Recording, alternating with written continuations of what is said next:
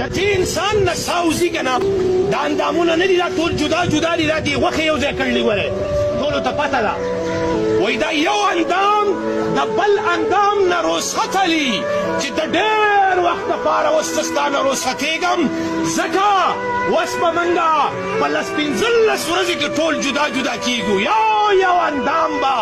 جدا جدا پروت وي او بیا به یو اندام ایره ایره شي او خاورې خاورې به شي وګورئ څنګه ښکلي لاسونه دي څنګه خپې دي او څنګه سترګې او څنګه اندامونه او څومره ټاټ باټ پې موږ ګرځو او څومره په غرور او تکبر په دې ځمکه باندې خپه ږدو دا اندامونه به جدا جدا شي څلوېښت ورځې چې کته په ځمکه کې پوره شي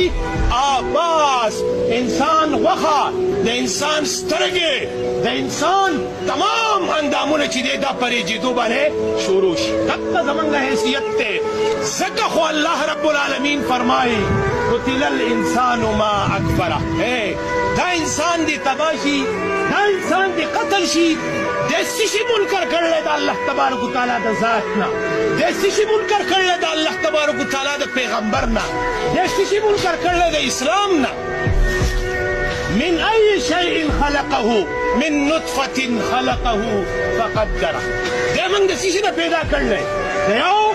نطفې نه موږ پیدا کړلی